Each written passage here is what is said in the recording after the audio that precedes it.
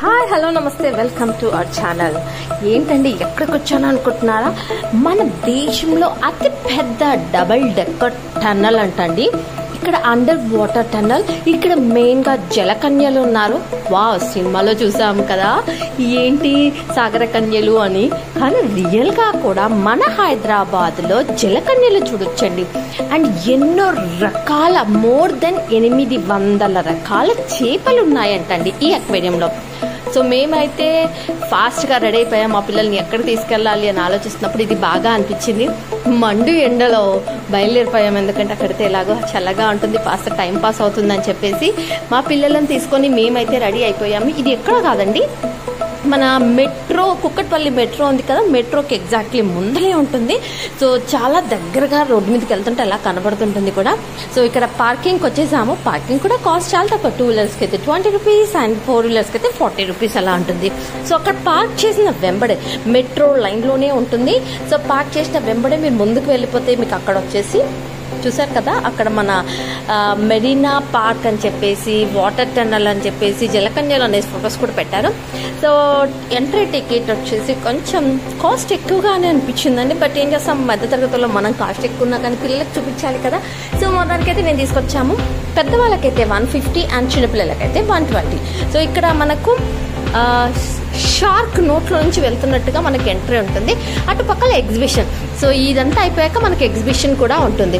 మా పిల్లల్ని అయితే మేము ఆగలేకపోయామండి, పట్టుకోలేకపోయానండి. వెళ్దాం చూద్దాము.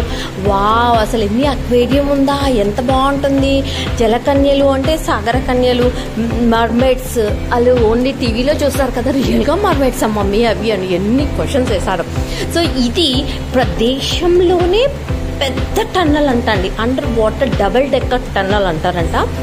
చాలా పెద్దది. సో అది మన కోసం హైదరాబాద్లో వాళ్ళు పెట్టడం చాలా గ్రేట్ అనిపించింది. సో మేమైతే బాగా ఎంజాయ్ చేసాము. సో బుకింగ్ కౌంటర్ అంటే మీకు ఉల్టా చూపిస్తున్నాను. బుకింగ్ కౌంటర్ దగ్గరికి వెళ్ళి టికెట్స్ తీసుకొని మా ఆయన వచ్చే లోపల అక్కడంతా మా పిల్లలతో ఫోటోలు దిగుతూ అసలు చూసారు కదా, అసలు టన్నల్ కూడా బాగుంది చూడడానికి. అంటే మేము ఎక్స్పెక్ట్ చేసింది ఫస్ట్ అయితే చాలా పెద్దగా ఉంటుంది, బట్ చిన్న టన్నలే చూస్తుంటే తొందరగా అయిపోయింది. అండ్ కానీ ఫిషెస్ మొత్తం చాలా చాలా చాలా బాగున్నాయండి. ఎన్ని రకాల ఫిషెస్, ఓ మై గాడ్. అసలు మా పిల్లలైతే అసలు చాలా ఎంజాయ్ చేశారు.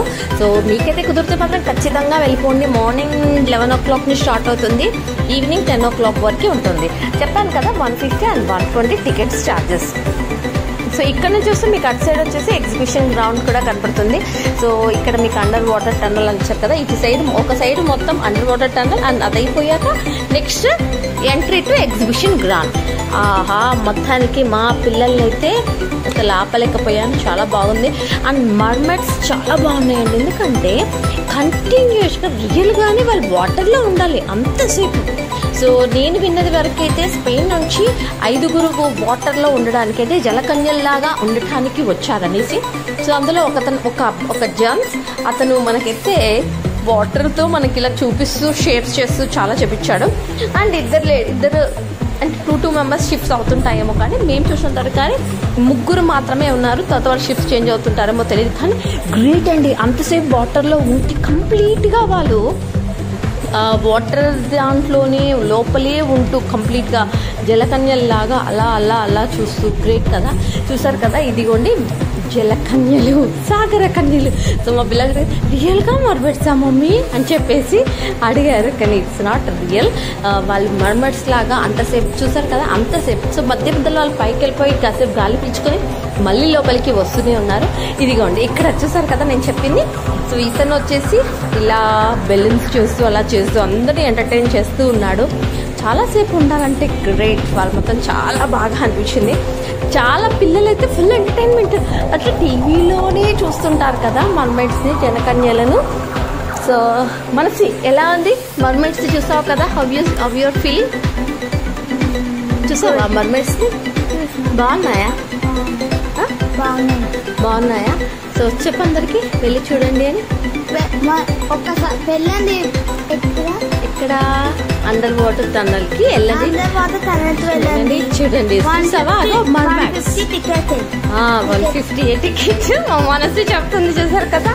సో మొత్తానికి అయితే చాలా పిల్లలు అయితే చాలా మంది అక్కడి నుంచి జరగట్లేదండి. ఆ మర్మైడ్స్ తో వాటితో ఎంజాయ్ చేస్తూ వాళ్ళతో అసలు వాళ్ళు చేస్తున్న ఉన్నాయి కదండి, అవే చూసి చాలా ఎంజాయ్ చేస్తూ ఉన్నారు. సో మీరు కూడా వీడియో ఎండింగ్ దాకా చూడండి, ఎలా అనిపించింది ఏంటి అనేది కమెంట్ బాక్స్లో మెన్షన్ చేయండి. బట్ స్టిల్ ట్రై చేయండి to go and visit under water tunnel. ఎందుకంటే మన హైదరాబాద్లో అంత పెద్ద టన్నల్ దొరకడం, చూసారు కదా ఇదే టన్నల్. దీంట్లో ఎన్ని రకాల అసలు ఎన్ని రకాల ఫిషెస్ ఉన్నాయో. అండర్ వాటర్ టన్నల్ అని చెప్పాం కదండి, చూసారు కదా. అటు సైడ్ మా హస్బెండ్ మా పాపమ్మ, ఇటు సైడ్ నేను మా మనసు. సో టన్నల్ అనేది కంటిన్యూషన్గా అంటే ఒకటే వేలో మొత్తం కాకుండా టర్న్స్గా ఉంటూ అలా 3-4 రోస్ ఉన్నాయి. ఈడ చూసారు కదా ఇవన్నీ స్మాల్ ఫిషెస్. చెప్పాను కదా 800 డిఫరెంట్ టైప్స్ ఆఫ్ ఫిషెస్ ఉన్నాయట. 1000 ఎన్ని అంటే కలర్ఫుల్గా అసలు చూసి మీకు ఫ్లవర్ పెడల్స్ లాగా కనిపిస్తున్నాయి కదా. అన్ని రకాల ఫిషెస్, పెద్ద ఫిషెస్, స్మాల్ ఫిషెస్ అన్నీ ఉన్నాయండి.